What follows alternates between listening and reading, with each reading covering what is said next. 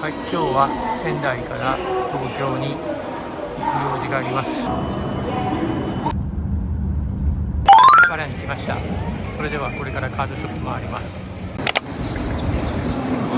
はい、それでまず最初のカードはですね、こちらのビードルとなります。で、こちら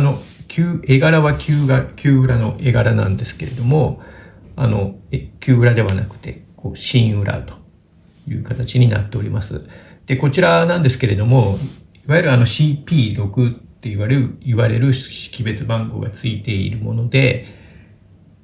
ポケットモンスターカードゲーム拡張パックの 20th アニバーサリーというパックに入っているカードになります。すなわち20周年記念のパックに入っている旧裏の復刻版となります。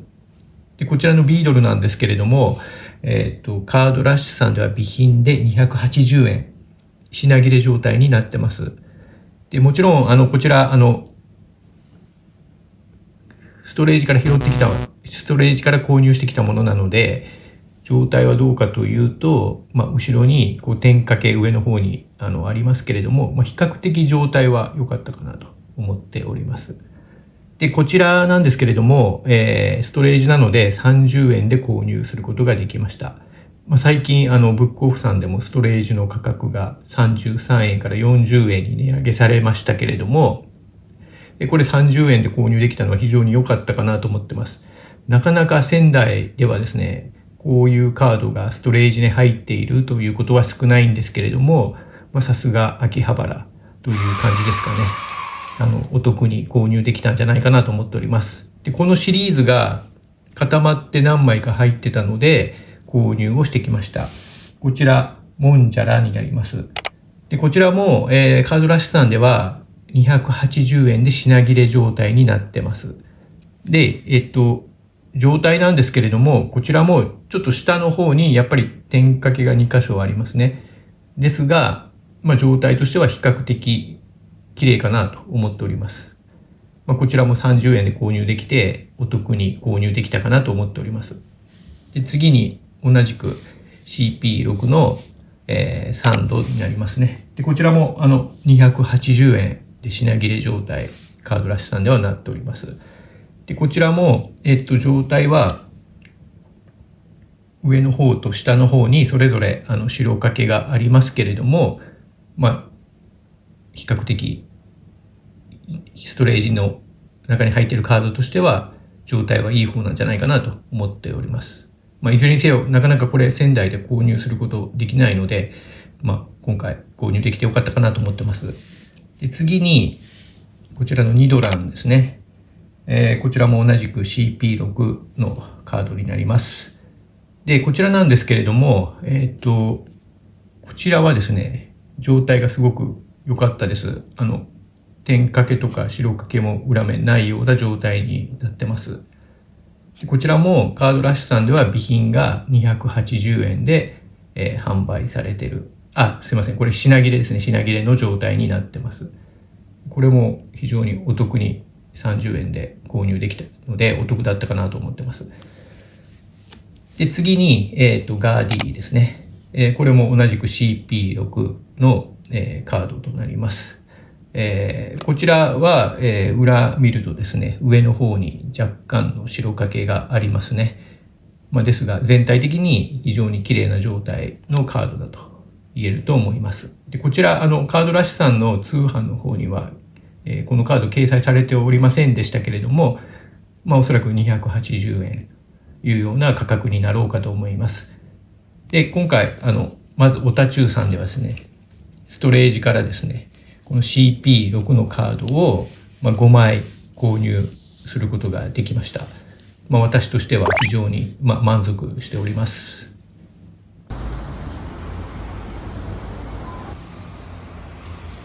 Oh my god! はい。それで2軒目なんですけれども、ブックオフの秋葉原駅前店に寄ってきました。で、やっぱりちょっと秋葉原アウェイ感たっぷりで、まずお店の場所がわからないのと、あとニンニンさん、残念ながら定休日で見ることができなかったということ、あと他のカードショップとかもあまり計画的にではなく、行き当たりばったりで回ったんですけれども、もうちょっと価格が、やっぱり仙台の価格の感覚で行ってしまうと、ちょっと秋葉原に行くと異常に高く感じてしまって、ちょっと手が出せないという、そういう状況でした。ハレツーさんとか、アネックス10とか、あるいはタワー10とか行ってきたんですけれども、ちょっともう値段が高くて本当びっくりしました。特にタワー10の方で、すごく高額の PSA とかが並んでおりまして、さすがに、PSA 扱ってる店は仙台にはありますけれども、あそこまで高額なカードが並んでいるお店っていうのはないので、本当にこういう値段でこういう PSA のカードが売ってるんだと思ってびっくりしましたね。で、逆に言うとこれを買える人がやっぱりいるんだということにも驚きました。で、あともう一つはやっぱ PSA の9が結構並んでて、もう10だけじゃなくて9の方を買ってる人もいるんだなというふうに思いました。もちろん希少なカードの PSA の9ということですけれども。はい。で、アウェイ感たっぷりの中で、ブックオフに行ってきたんですけれども、ここでもちょっとやっぱり雰囲気に飲まれて、なんか買わなくてもいいカードをちょっと買ってしまったような気がします。ちょっと見てください。で、まず1枚目、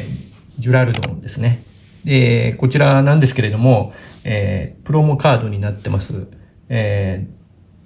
ドラゴンポケモン V ゲットチャレンジというですね、マテンパーフェクトとソークストリームを購入するともらえるプロモパックの中から出てくるカードですね。で、その中の当たりのカードとしては、レックーザーのカードがありましたけれども、こちらはジュラルドンです。で、110円。で、黄色の値札がついているので、傷割りということになります。上の方にちょっと若干ですけれども、点掛けがあります。で、結果として私はこれ買わなくてもよかったかなと思っております、今。で、カードラッシュさんの備品価格は180円ですね。傷ありで110円。ちょっと高いんじゃないかなと。あえて買う必要もなかったんじゃないかなと思ってますけれども、なんかちょっと雰囲気に飲まれて買ってしまいましたね。やっぱりアウェーでうまく立ち回るっていうのは難しいですね。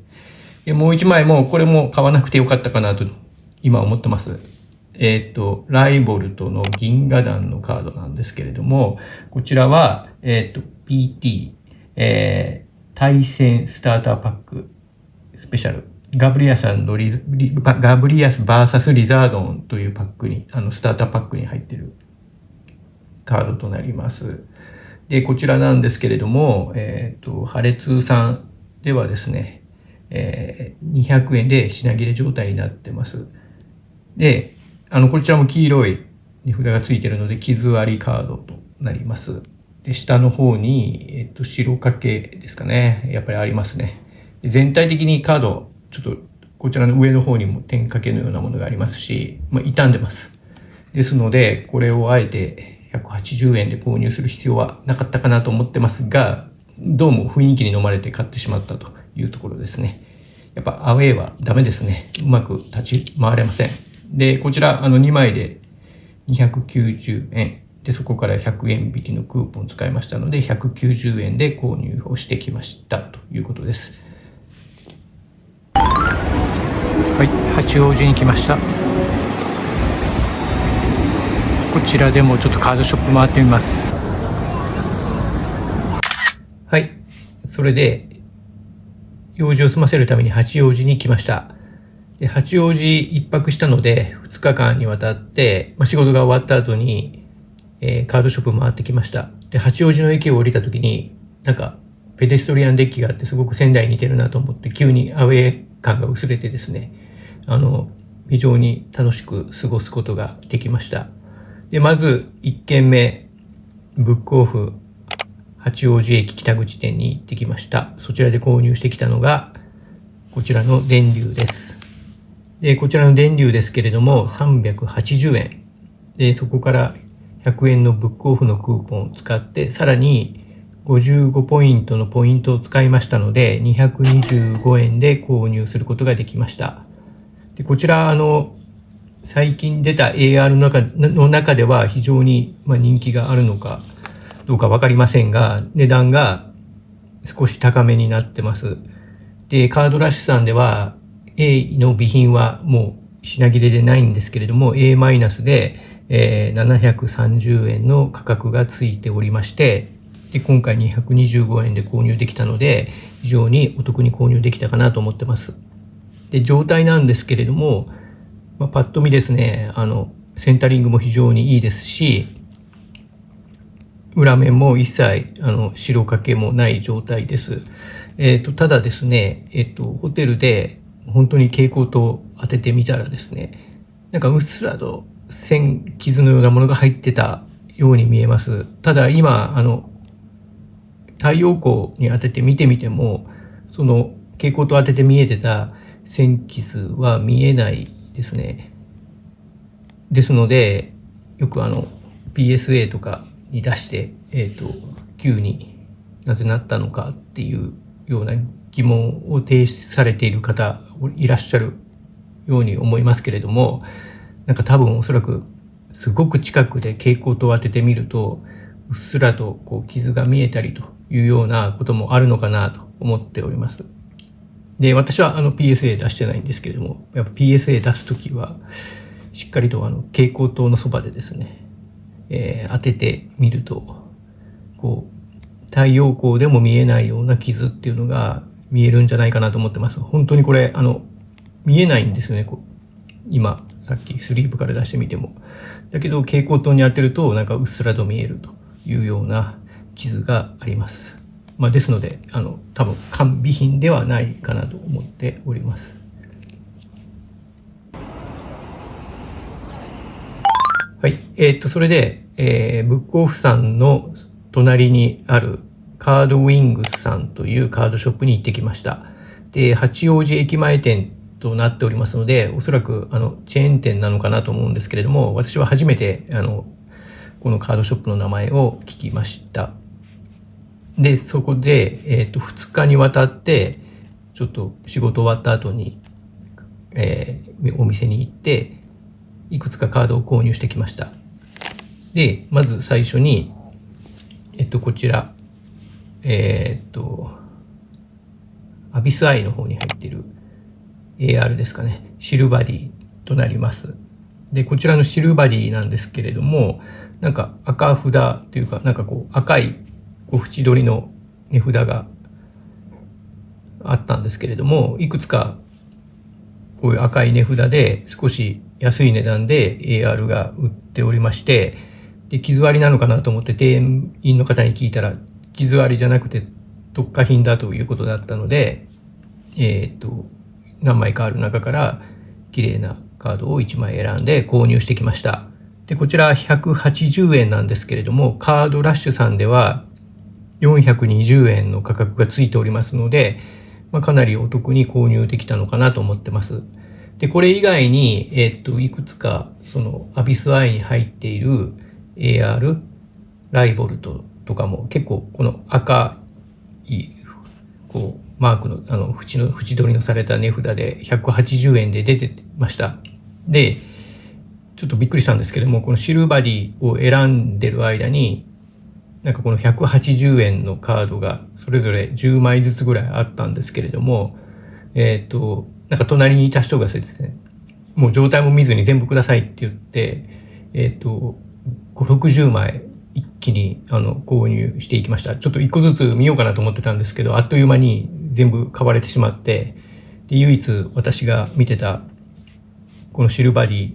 の中から1枚だけ綺麗なものを選びましたが、迷ってる間に、他のやつ見てる間に、その、シルバディも私がちょっと戻したやつは全部買われてしまって、いや、やっぱり東京はすごいなと思ってびっくりしました。なんか買うっていうのもなんか競争なんだなと思って。さすがに仙台ではそう選んでる間に全部買われるってことはなかったので、ちょっとやっぱりもう皆さんの購買力がちょっと違うなと思いました。もしかすると、なんか商売してる人かもしれません。あれだけ大量に一気に購入していくというのは。はい。で、それで、次、こちらです。ロケット弾のミュウツーです。で、こちらなんですけれども、1枚50円で、複数枚ありましたので、こちらは私が全部購入しました。50円で 5枚買ってきました。こちら、ロケット弾のミュウツ、仙台でもストレージに備品刺さってるので、入ってるので、それほどなんかお得に購入できたという感じはしないんですけれども、ただ、今、カードラッシュさんとかでは備品280円で売られてますので、で、これすべて備品でしたので、50円で5枚購入できたのは良かったかなと思います。やっぱりストレージに入ってると、なんだかんだ言ってちょっと傷がついてたりするので、こういう感じでケースで、50円で売られてるっていうのは、すごく状態も綺麗なまま保持されるのでいいなと思いました。で、こちらがまず初日に購入したカードですね。で、もしかしたらまたこの赤い枠の特価品が入荷されてるんじゃないかと思って次の日も行ったんですけれども、ちょっと後で後悔して、私も一気に買えばよかったなと思って、負けじと買えばよかったかなと思って後悔して、また入ってたら買いに行こうと思って行ったんですけれども、さすがにもう在庫切れのままでした。新しいものは入荷されておりませんでした。で、そこで、ちょっと別のものを購入してきたんですけれども、で、まず1枚目、2日目、行って購入した1枚目がこのイベルタルですね。で、これは別に買う必要もないカードかなとは思ったんですけれども、ケースに50円で並んでおりまして、で、状態も綺麗だったので、で、時々ストレージでも見かけますけれども、なかなかストレージに入ってるものだと、やっぱ表面の傷とか、白掛けとかがあるものが多いので、で、こちらケースに並んでたので非常に綺麗な状態でした。で、これそんなに、備品でもカードラッシュさん高くないですね。80円で売られてます。で、それを、50円で購入してきたということになります。で、次に、で、これ、もうちょっと古い、プロモですね。シルシュルのコロコロコミックについてくるプロモなんですけれども、これも前から、仙台のブックオフとかでも売ってましたけども、最近もう見なくなりまして、で、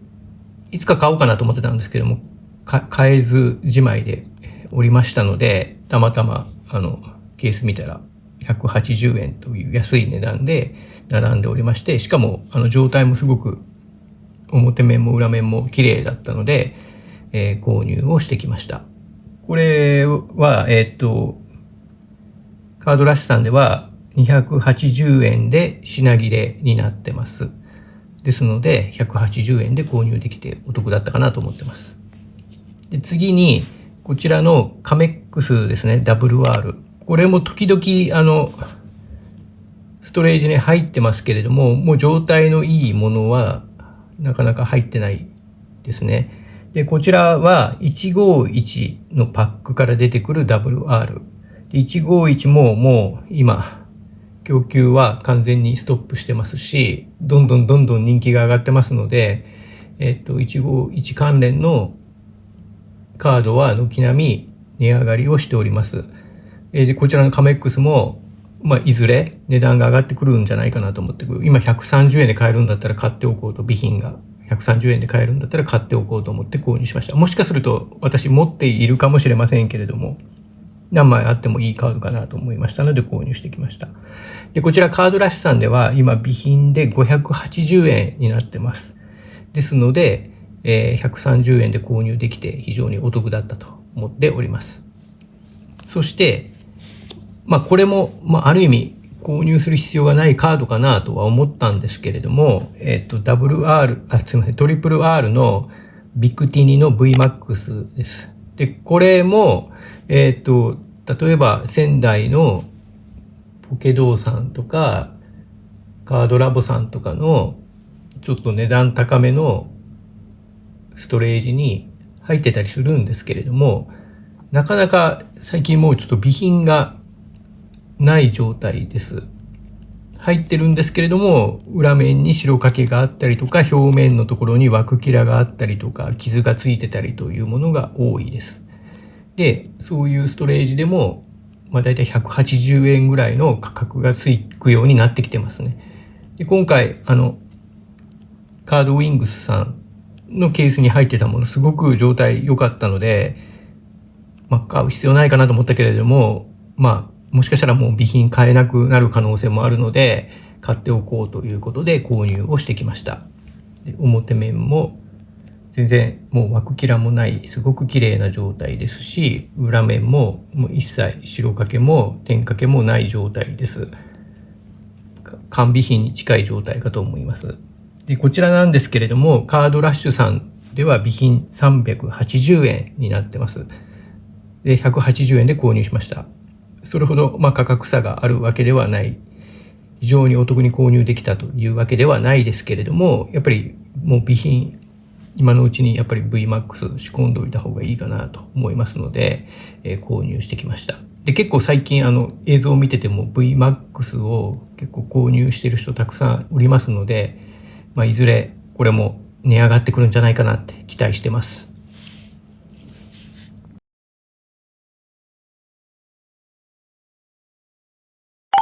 はい。それで3件目が流星のパオ八王子店さんということになります。で、八王子店とあるのでチェーン店だと思うんですけれども、名前は聞いたことあったんです。流星のパオ。ですが、行ったのは初めてです。で、こちらも、2日間にわたり行ってきました。用事を済ませた後に、行ってきました。で、こちらで購入してきたカードを紹介します。で、まず1枚目なんですけれども、ケロマツです。で、これ特価品で、特価ってなってたので、また店員の人にこれ傷があるんですかって聞いたら、いや別に傷はないということだったので、検品をさせてもらったところ、非常に状態は良かったです。で、センタリングも良いですし、裏面も表面も傷ありませんし、裁断も非常に綺麗な状態でした。で、これ、前から欲しかったんですが、仙台のカードショップとかで見てたんですが、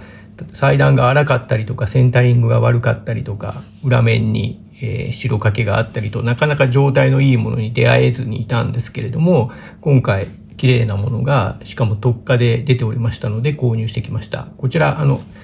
税抜き500円、税込み550円で購入できました。で、これで、一応私、ケロマツ、月光頭、そして月光河の SAR と、進化ラインで状態のいいカードを揃えることができましたので、非常に満足しております。で、あとは、ストレージで購入してきたものとなります。で、2日間にわたってストレージをちょっと探索というか探して、なかなかいいカード見つかったので購入してきました。で、まず1枚目がこちらの、ピカチュウになります。で、これはもう前からピカチュウのノーマルは備品があれば拾うという方針で、ストレージ購入してから購入しておりましたので、こちらも購入してきました。で、これも状態すごくいいですね。白掛けも全く傷もない状態です。で、こちらピカチュウノーマルなんですけども、今も380円備品でカードラッシュさんついておりますので、こちらはいくらだったかな。35円で購入できましたので、非常にお得に購入できたかなと思ってます。で、こちらも、ポケモン GO ですね、の EV です。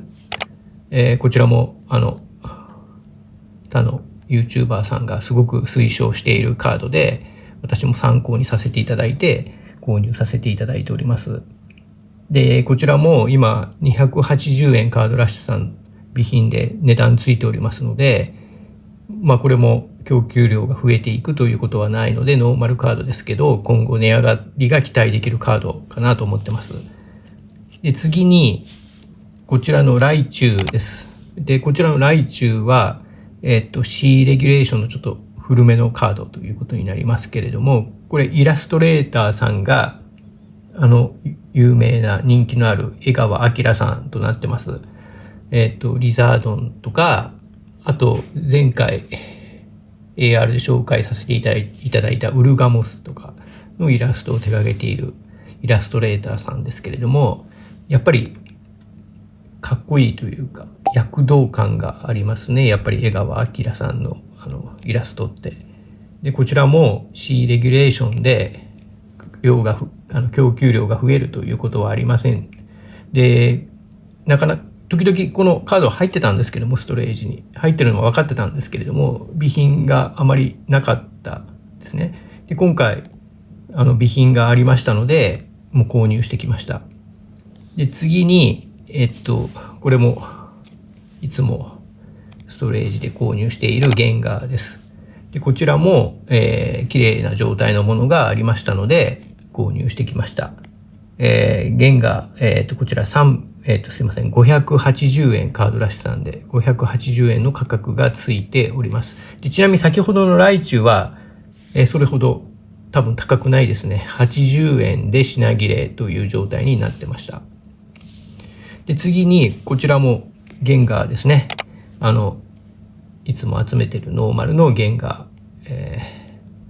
ムニキスゼロに入っているノーマルカードですけれども、で、こちらも今カードラッシュさん備品で380円の価格がついております。で、先日ですね、仙台のツタヤさんのケース見たら、このゲンガーですね、380円でケースで売ってました。で、もちろん誰も買わないとは思いますけれども、まただって仙台でもまだストレージに入ってますので、さすがに380円で買う人はいないだろうなと思いながらも、380円の価格がついてケースに並ぶようなカードなんだと思って、見ておりました。で、これ状態綺麗です。非常に良かったです。で、最後2日目にまた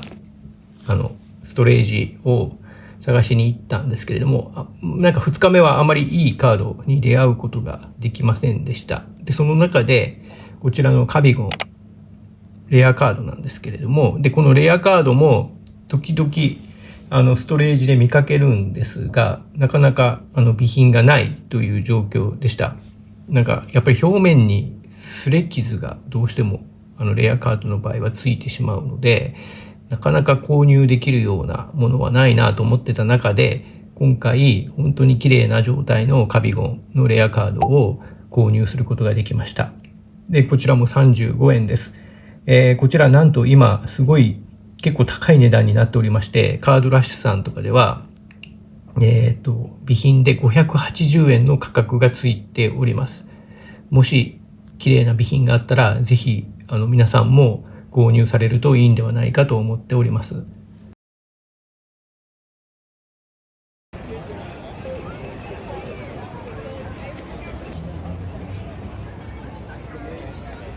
はい。初日に八王子に行く途中に秋葉原に寄った時に、ニンニンさんが、金曜日だったんですけど、ニンニンさんが定休日で本当にもうがっかりしてしまったんですけれども、諦めきれずに帰る途中ですね、日曜日にもう一度秋葉原で途中下車をしてニンニンさんに寄ってきました。で、ニンニンさんの2号店と1号店でそれぞれ購入してきましたので、これからカード紹介したいと思います。で、まず2号店の方で購入してきたカードです。で、こちら2号店のストレージから購入してきたカードとなります。で、こちらストレージ再利用してストレージじゃないです。スリーブ再利用してますので200円という価格がついてますけれども、こちらはストレージから購入した30円のカードです。で、こちらドガース ADV、前に AI の言いなりにっていう企画で紹介したと思うんですけれども、ADV というシリーズの第1弾のパックに封入されているカードになります。で、状態なんですけれども、表面はすごく綺麗ですが、裏面はやっぱりこの角のところに多少の白掛けがやっぱりストレージの商品なので、しかも古いカードなのであります。他にも ADV とか PCG のノーマルカードがストレージで30円でたくさん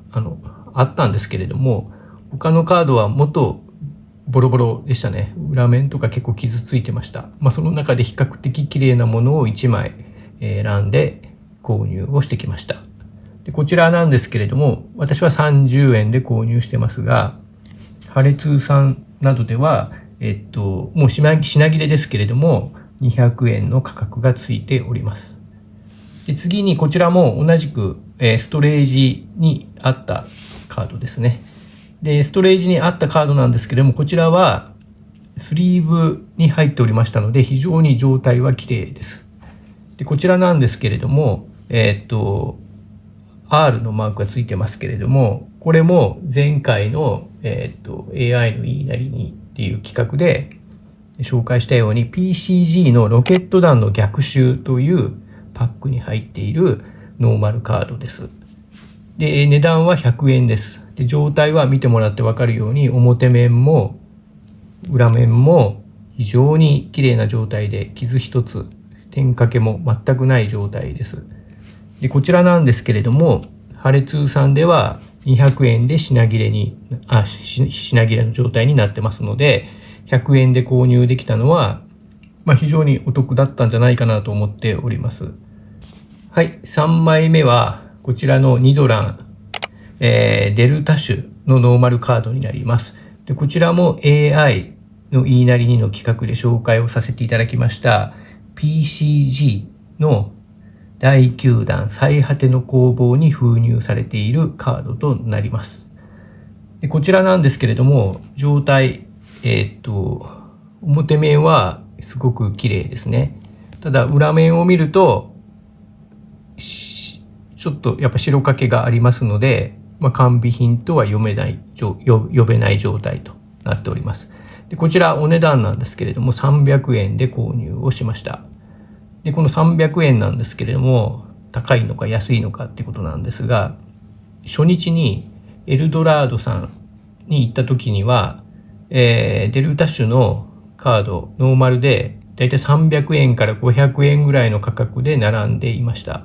で状態も結構、表面も裏面も傷がある状態でした。で、そことの比較で言うならば、妥当な価格なんじゃないかと私は思ってます。でちなみに、前の企画 AI の言いなりにっていう企画でも紹介させていただいたように、カードラッシュさんとかでも最近、このデルタ種のノーマルカード、通販の方で、販売されております。で、価格はかなり状態に依存するようなんですけれども、これは投稿者さんとかにもコメントを投稿していただいた方にも教えていただいたんですけれども、この手の古いカードっていうのはコレクター需要なので、もう全ては状態に依存するということでした。で、カードラッシュさんでは備品が980円、A- で480円、そして B になるとやっぱり状態に依存するということで、一気に90円になります。ただ今、全て売り切れの状態にはなってます。で、この裏面の点掛けをどう見るか、白掛けをどう見るかということなんですけれども、私自身はちょっとどういう状態なのかっていうのはもう私はわかりませんが、個人的な感想としては、300円で購入できたのはお値打ちだったんじゃないかなと思ってます。私は今後この300円ぐらいでこれくらいの状態であれば、買っていきたいなと思ってます。できればもちろんキラーカードとかはもうデルタ種で購入するのは無理なんですけれども、ノーマルカードであれば300円とか200円で購入まだできますので、比較的状態のいいものがあれば、できればこのデルタ種のノーマルのカードはコレクションしてコンプリートしたいなと思っております。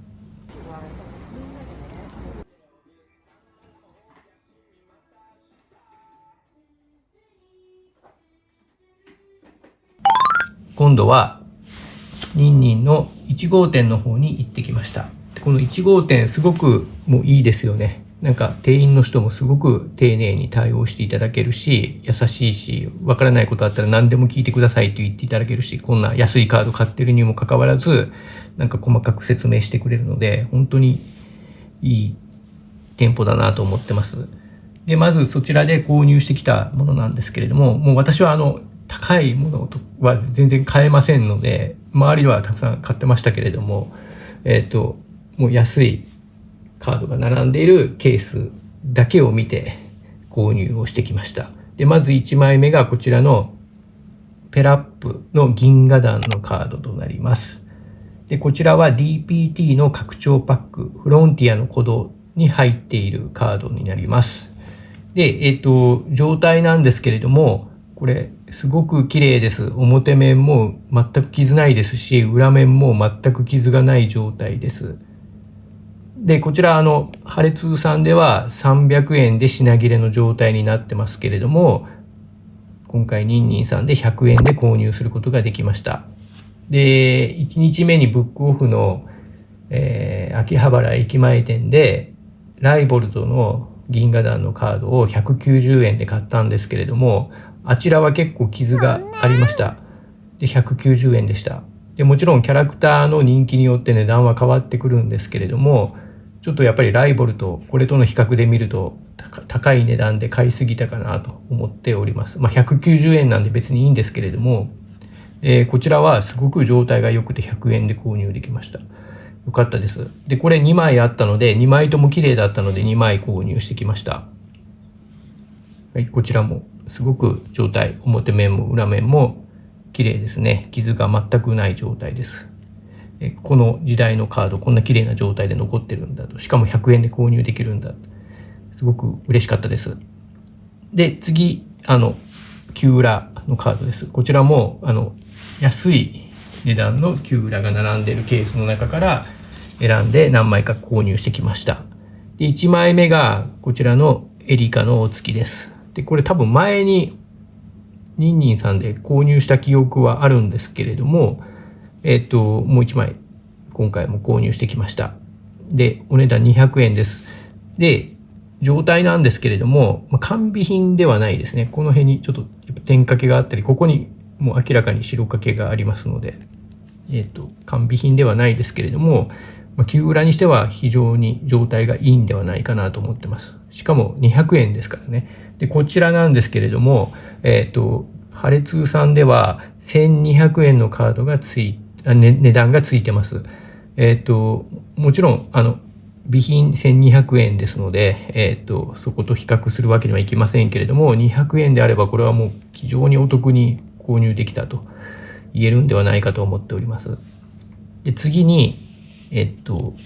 またキューラのカード、安いのいくつか買ってきました。で、まさきのメールですね。で、こちらはネオの第4弾、闇そして光へっていうパックに入っているカードです。こちらなんですけれども、状態はもちろん完備品ではないです。若干の点掛けのようなものが表面のこの角と、あとこれは傷かな、ホコリ。これはホコリですね。これはホコリなので、裏面は本当に状態綺麗ですね。で、これを100円で購入できました。で、こちら、ハレツーさんでは400円の値段がついておりまして、かつ品切れになっておりますので、この状態のものを100円で購入できたというのは、私は満足です。で、次に、まさきシリーズで、まさに、まさきの転送装置っていうカードを購入してきました。で、こちらは、ネオの第1弾に封入されているカードということになります。で、こちらも、表面のちょっと端の上の方に若干の点掛けはありますけれども、状態は非常に良いですね。裏面も傷はないですね。非常に状態良いカードとなります。で、これを100円で購入できました。ちなみにハレツーさんでは400円で品切れになっておりますので、お得に購入できたんじゃないかなと思ってます。で、これも確か前に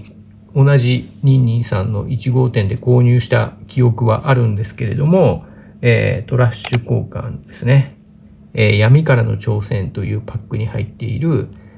カードになります。で、こちらも状態は非常に綺麗です。表面も、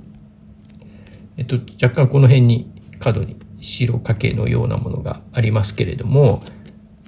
裏面は、白掛けもない非常に綺麗な状態になってます。この状態のカードを100円で購入できたっていうのは私は満足してます。こちら、ハレツさんでは200円の価格で品切れになってます。はい、次。これで最後ですね。同じく木浦のまだつぼみの塔ですね。で、こちらも、100円です。状態は、そうですね。全く傷がないかっていうと、若干この辺にうっすらと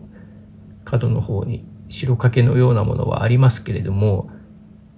状態は私は非常に綺麗だと思ってます。裏面も白掛けありませんし、で、木裏でこの状態のものってなかなかもう仙台とかではありませんので、ミントさんとかに行って見てもやっぱり結構傷ついたものが多いですよね。で、もうブックオフとかに売っている木裏はも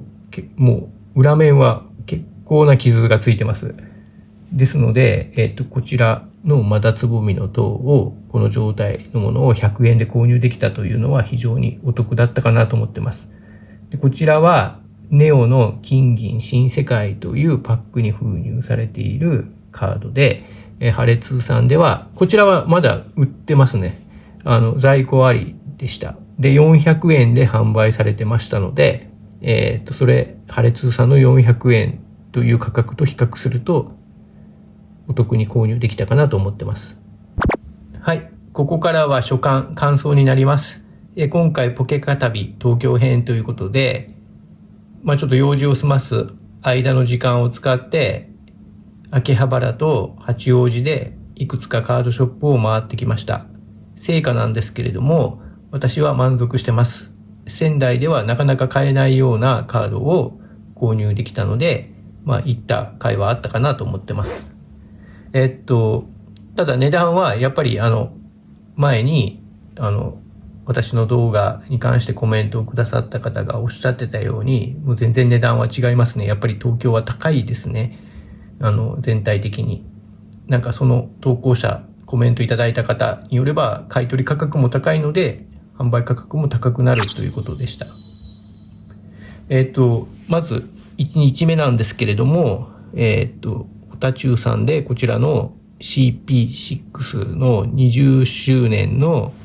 復刻版のカードをストレージから購入しました。これはやっぱりなかなか仙台では見かけないので、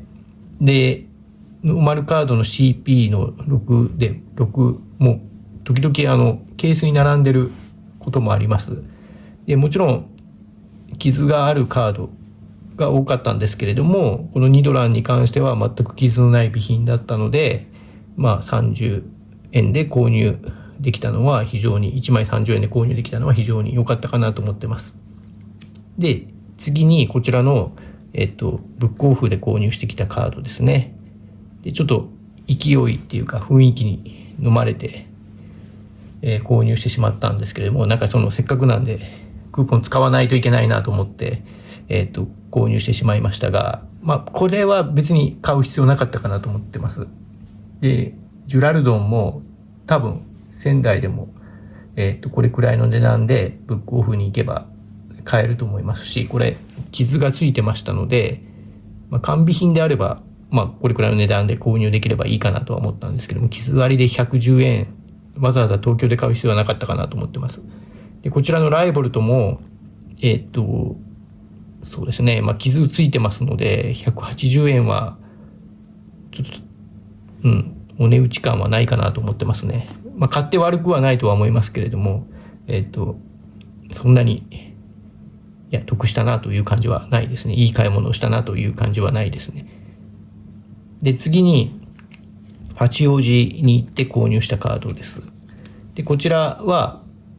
50円だったので、ちょっと思い切って全部買ってみました。で、ミュウツー将来的に多分上がっていくと思いますので、備品があれば仕込んでおけばいいかなと思ってます。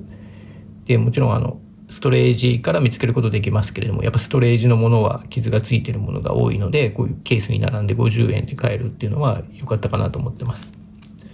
で、このシルバディも、カードウィングスさんで購入したものなんですけれども、ちょっとカードウィングスさんではちょっとびっくりしたのは、ちょっと購買力が違うなということですね。ちょっともう油断してこうノロノロしてると全部買われちゃうっていう、あれはちょっと衝撃的でした。本当にシルバリーもう残りのやつ全部買われちゃいましたし、